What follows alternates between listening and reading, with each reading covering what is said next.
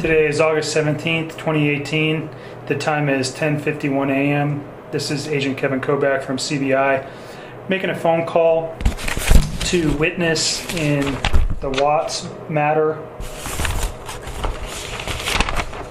Nicole Lee Kessinger at 720-656-9605. Nicole texted me last night and said that she recalled some further information after an interview with her on the 16th. So the phone call will be to update whatever information she wants to provide and address a couple other issues that were not addressed during the initial interview.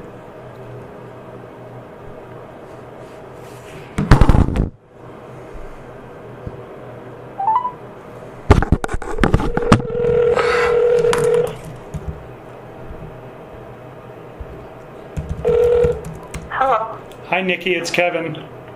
Hi. How are you? Sorry Hello. sorry for the delay. I got stuck in a meeting, obviously couldn't walk out. So I apologize for taking so long to get back to you. It's okay. You at least got a couple hours of sleep last night? Yes. You sound a little bit better than yesterday. I feel a little bit better. Not much, but I feel like sitting down and just talking about all of that with everybody is like, it's helping. Good. Well, I think just keep that up. And again, if you need any, if I can put you in touch with somebody from a victim advocate to whatever I can help you with, just call and ask. Okay. Okay. I'm going to need you to do that once we're done talking. Okay, sure. I can get somebody in touch with you today. And you don't need to tell me about anything. We talked about that yesterday, but it might be something good for you to do, and I can make that happen today. Thank you. You're welcome. So what you texted me about 2 a.m. and said that you remembered some other information. What did you remember? Like, just kind of odds and ends. And I'm sure there will be more as this goes on. I interacted with him so much that sometimes, like, I just have to stop and think about how much information that I have gotten from him over the last few months and the last week or so. And, like I said, I never know what's true and what's not anymore. Sure. But I figured I'll just give you guys everything I have. And hopefully I don't have to keep calling you back with more, but no promises. No, that's okay. Please do. Like I told you yesterday, anything that comes to mind that you think is important, I'd like to know. Because you know him better than anybody probably over the last 6 to 8 weeks.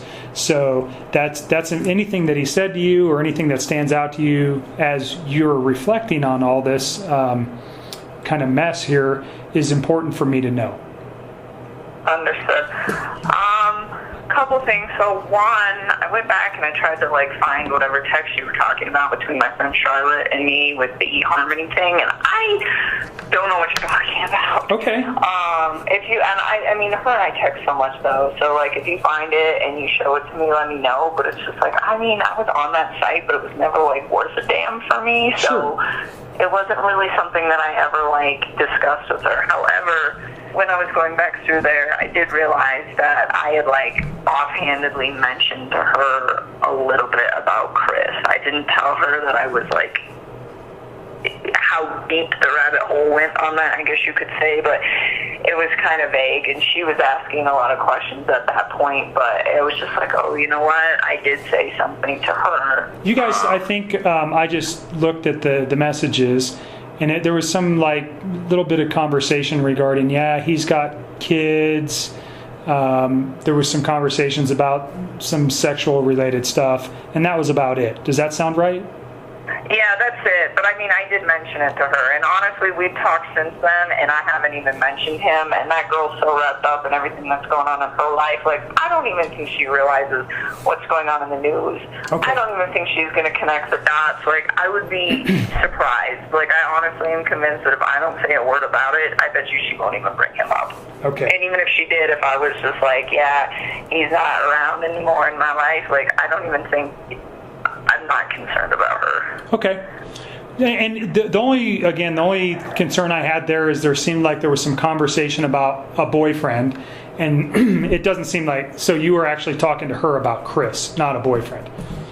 Yeah, I went back through those texts. I'm like, what is he talking about? I don't see anything about eHarmony. I mean, and if it's in there, maybe it is, and I just missed it. But it's like, no, I don't know.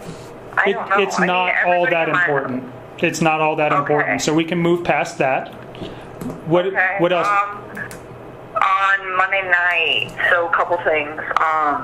I told you he had like texted me, and then at the end of the night, he had called, or I had called. I think he called me, but either way, we were on the phone with each other. And like at some point when we were on the phone, he was like, do you want to FaceTime? And I remember I was laying in bed, and I was just like, you know what? Okay, let me turn on the light. And I remember I turned on the light, and we FaceTimed. And when we FaceTimed, he didn't really say much. Like, it was almost kind of awkward. I don't even know why I didn't think of this earlier, but it was very short too. It was super brief. And like, I remember what's short? What is short? Like a couple of minutes or 30 minutes? Oh no, I bet it was only probably like less than 5 minutes. I think it was only like a couple of minutes. Okay. And I think we were like talking a little bit, but he was laying down on a mattress that didn't have any sheets on it. And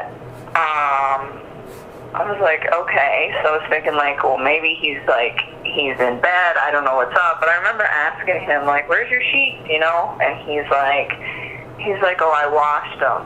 And then this is the part I don't remember if this sentence right here came in the FaceTime conversation or if it came in a phone conversation prior to the FaceTime conversation. But regardless, this next sentence came on Monday night, and I'm so sorry that I cannot like always remember chronological every little detail. That's okay. It's understandable. There's so much. But I remember he was saying that he was cleaning the house to try to keep busy, to take his mind off of things. And this was on the phone. And it was kind of late when he was doing it. And like, I didn't honestly think that much about it originally, because that man is always cleaning. Like, he's a very, very like organized, meticulous, clean individual. Like, he's the type of guy that will like vacuum his whole house one week, and if there's rooms that don't get used, he'd vacuum again the next week, just because it's like part of his routine. Okay. So the fact that he's like cleaning to kill time and to take his mind off things did not seem like a super red flag to me. Because I was like, okay, well, that's what he does. He just like, on his days off, like, he organizes his basement, or he like cleans his garage. It's what he does. Okay. And so anyways, so that didn't seem at all like the norm for me. But something that just kind of like dawned on me last night as he made the comment directly after that. He said, I had to wash the kids' sheets. He was like, they smelled.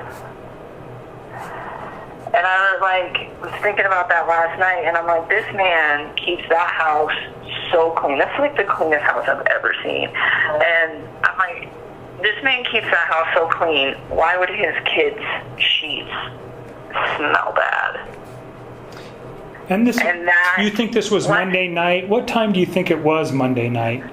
Oh God, I don't even know. I almost wish you guys would show me my phone. So I'm gonna read off your phone calls for Monday and Tuesday, starting. No, it's on Monday. Okay, just so tell me on Monday night. Monday night, you guys had. We talked about a phone call yesterday, but you guys had a phone call Monday night. It looks like he called you. It was 48 minutes and 57 seconds. It was at 9:48 p.m. that he called you. So that would take us to about 10:35, and then there's another call on Monday.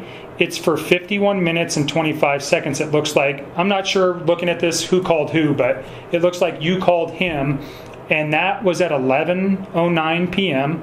That lasted 51 minutes, so that takes us to midnight. And then there's another phone call where he calls you. So we're now into midnight, Tuesday morning. It's a 30-minute phone call that lasts until 12:38 a.m. And then after 12:38 a.m., there's a 2-minute and 44-second phone call that that starts at 1:12 a.m. It's 2 minutes and 44 seconds.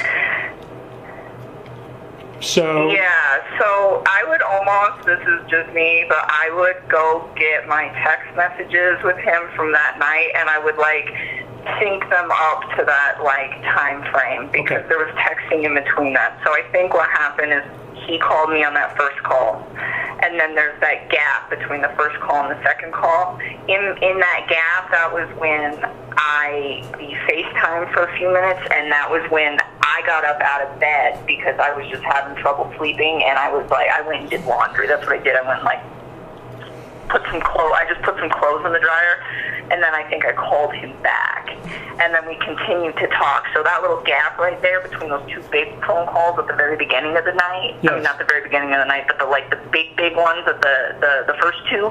So in between that gap, there's a quick FaceTime. So do you think that 2-minute and 44-second is the FaceTime? The one at the very end? Yeah. Well, so I don't even think the FaceTime's on there. Okay, because the FaceTime occurred in between those two big phone calls. That Okay. Because it was one big phone call, and then there's a FaceTime, and in the FaceTime short, it's only a few minutes, and then there's probably just a few more minutes. That's probably. There's a few more calls on Tuesday. So 1:12 is the 2-minute and 44-second call. That lasts till approximately 1:14, and then there's a long gap until 1:50. So another 45 or 35 minutes, and then there's a 7-minute phone call. That phone call lasts till 1:58 a.m., and then there's a 10-second phone call at 2:07 a.m., followed by. I think he calls you and maybe leaves a voicemail or something, or you don't pick up. So there's a 10-second call, and then directly after that, there's a 10-minute and 24-second phone call. Okay, so I'm talking about the two at the very beginning of the two long really ones. Long ones. And is that when he's talking about the kids' sheets? With the sheet. Okay, so yes. I will help you line this up. I almost want to just come in there and drop and drag all of my texts to where they were going. And you know what? We may meet and do that here coming early next week. Yeah, well, all those phone calls at the very end of the night, that was me freaking out. If you look at my text, a lot of that was I can't sleep, I'm really scared, where's your family? That was me freaking out, and him calling to try to reassure me, or me calling him please talk to me, I'm super scared, where's your family? Those little ones at the very end of the night are me not being able to sleep and trying to get him to talk to me about and just I guess making sure everything was okay. So those real late ones, and that's why they're all kind of sporadic, because I'd be up for an hour, and then I'd fall asleep for 15 minutes, and then I would wake up and start stressing again and try to call them back. So that's why there are all these little sporadic ones throughout the end of the night. But those two big ones. So yesterday we talked about Tuesday was mainly text messages regarding your confrontation about his wife being pregnant. Yeah. Is that accurate? It is, and I mean, I guess those phone calls were on Tuesday morning, but for me, it was still Monday night. So when I was talking to you guys last night, that's how I referred to it, because I hadn't gone to bed yet. Okay. You know what I'm saying? Yep. No, that makes sense to me. Okay. So I guess those technically were on Tuesday, but according to my daily sleep schedule, that was still my Monday night. Right. So the last phone call with him on Monday, well, it basically starts into Tuesday. It takes you all the way to Tuesday. It actually ends basically at midnight on Monday, August 31st. So his wife gets home sometime at about 2 o'clock on that morning. So no, she got home on Sunday. Pardon me, Sunday. She got home on Sunday. So did you ever talk to him late on Sunday night?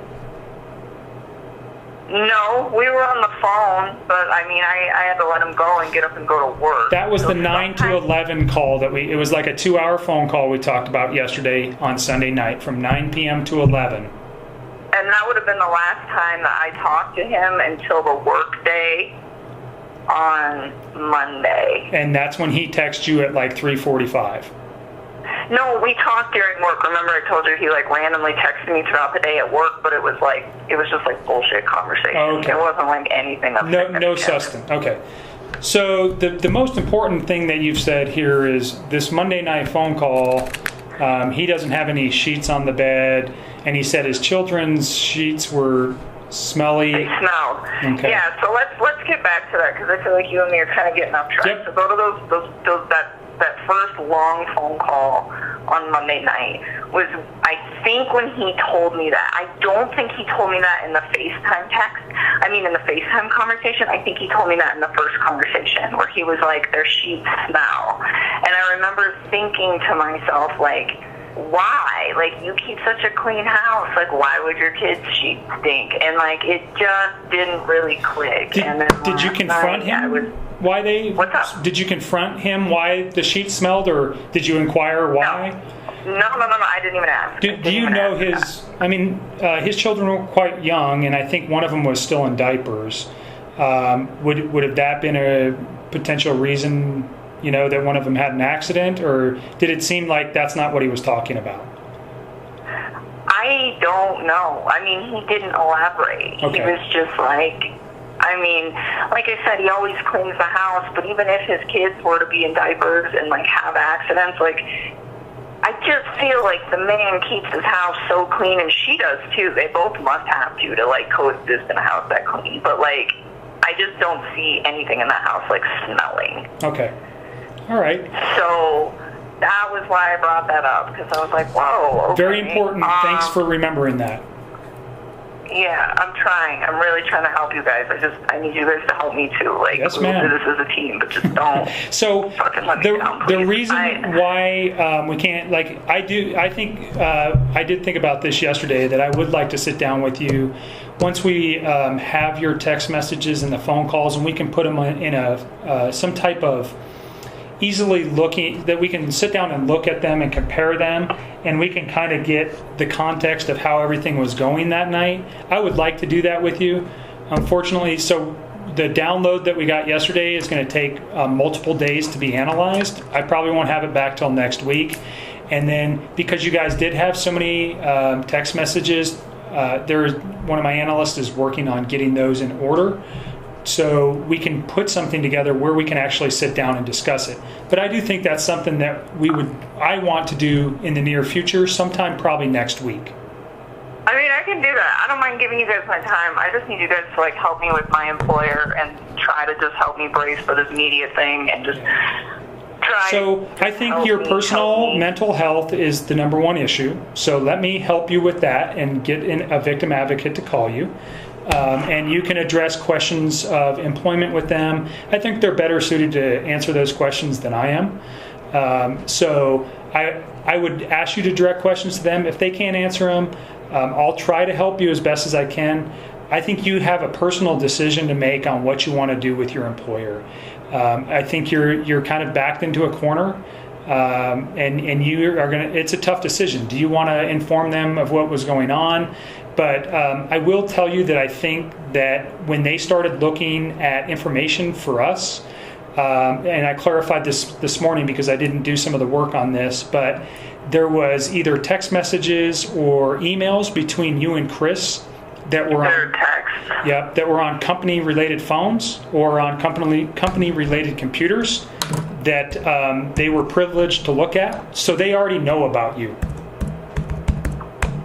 Okay, so yeah, I don't know if I'm going to keep my job. I hope that they don't fire me for that. I mean, technically, I'm not an APC employee, and he is, and it was his phone and not mine. So, well, like, I don't think that's fire. Like, I don't know labor law. I'll just put it that way.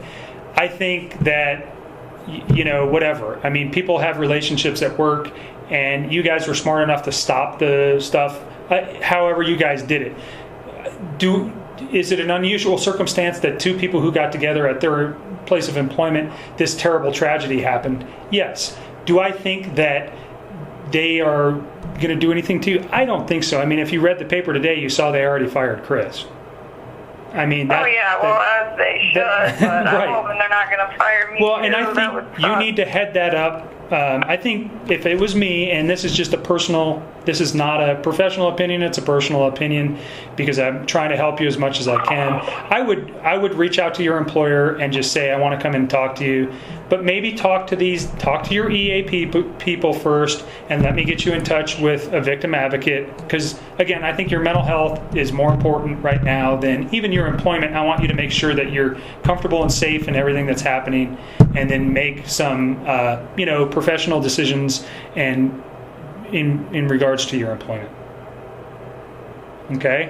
So let me do that. And we can. Go ahead. No, I have a couple more questions that don't relate to anything that we just talked about. Is there anything else that you remembered last night that you want to address? Yeah, a few. So I'm not done yet. Okay. And then we can talk about that whole thing too, because I was actually going to see if I could email them today. I was going to email my upper boss, and I was actually going to call her and see and just ask her if she can have. She's Anadarko rep. See if she can have a scheduled sit down with my employer Tasman and schedule sit down with EAP, and I want to get in a room with them all at the same time and just give them kind of a brief synopsis of what's going on and just ask them for help and see what they have to say. Yeah. But I was going to. I think that's a good plan. Say to them and just ask your opinion on it, because I don't want to give them too much. You do not need to tell them anything about the investigation or anything about what we discussed. From my standpoint, the investigative pieces that we've talked about, and specifically things that relate directly to why something may have happened, or time frames or things like that, they don't need to know that. I think. Oh, I wasn't going to tell them that. I was just going to let them know that I was. You were in a relationship with them. Case, and that I'm like a witness to this case, and that right now it's pretty quiet, but in a few weeks, given how everything goes, it might become kind of a media frenzy. And I was just going to tell them, I didn't commit any crimes, and I'm not in trouble, but right. I'm working with the prosecutor to try to help to bring some closure to this horrible thing, and then just tell them, I don't think the media is going to portray a very nice picture of me, and it's just an unfortunate circumstance, and I think that your projection of whatever is going to happen with the media can be reserved until that time.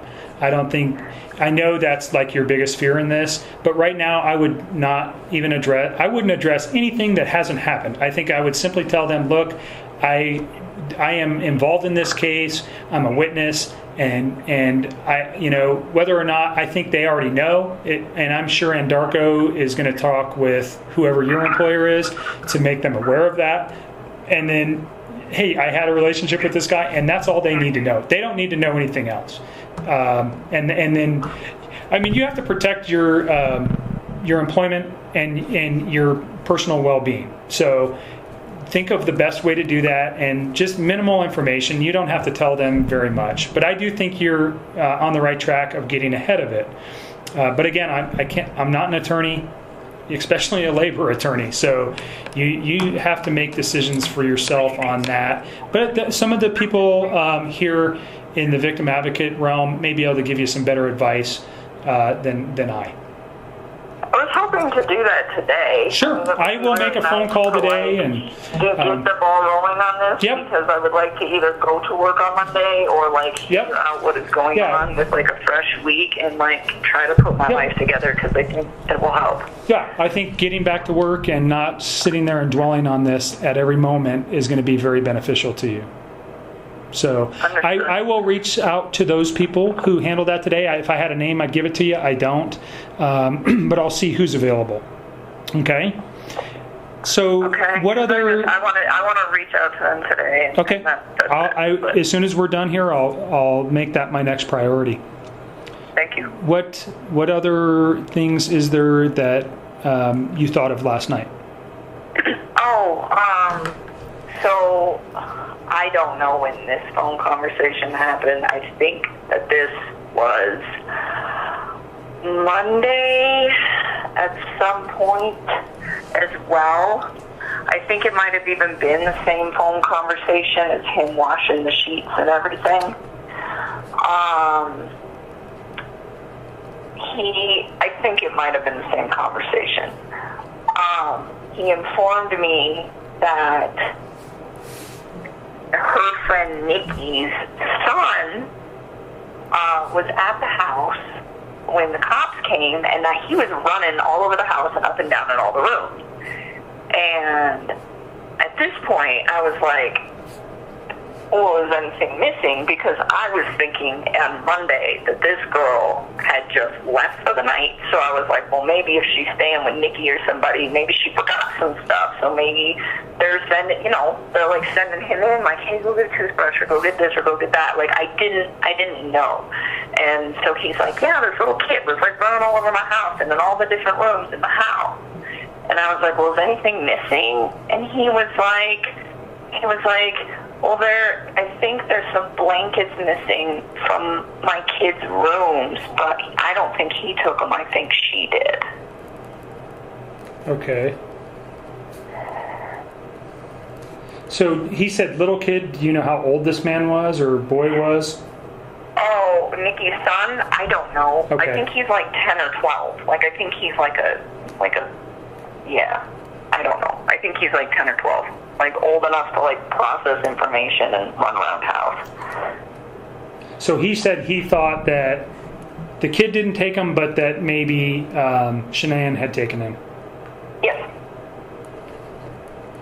That's weird, okay. So Nikki Sonny's like 10 to 12. And I'm just making some notes, just a sec. Take your time.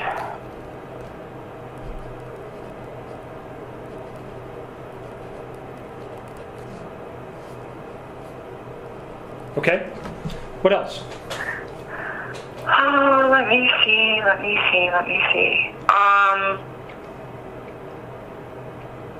I don't know. I feel like I had a list in my head and I almost wrote it down, but I didn't want to put it on paper. How about this? And I was going to mention this last night, but I think both of us were pretty tired, and we were there for a long time yesterday. So if you have a thought, keep a notepad and a pen and paper with you and write it down, and then that way you don't lose it. That way, and then you can just call me and we can discuss it, and we're done, and then move on. Then you don't have to think about it anymore. Does that sound like a decent idea? It does. Okay. I don't know what else I was going to tell you. When we FaceTime too. So let me go back to that too. So okay. I think all of this was on Monday.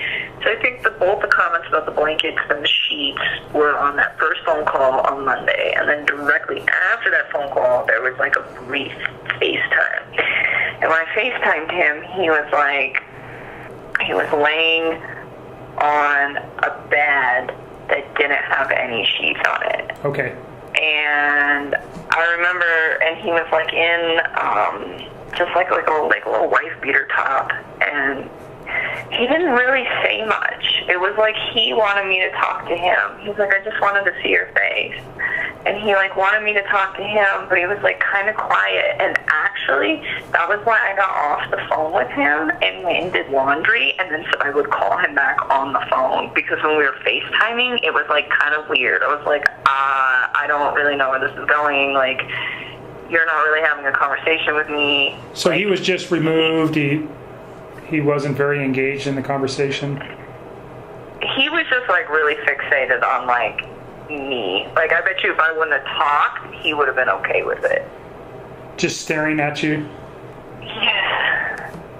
I mean, it was just like, it was really brief too. Like, it was super short, and I was just like, this is not going anywhere. And I remember telling him, like, I will call you back, but let me go do some laundry. So I like got out of bed and went and threw some clothes in the dryer that I had forgot to put in the dryer prior to laying down. And then, I don't know, I think I might have did like one or two other little quick things, and then I got back in bed and then called him back on the phone, and that's when that second long phone call started. Okay. All right, great. Anything else? Off the top of my head, I don't really think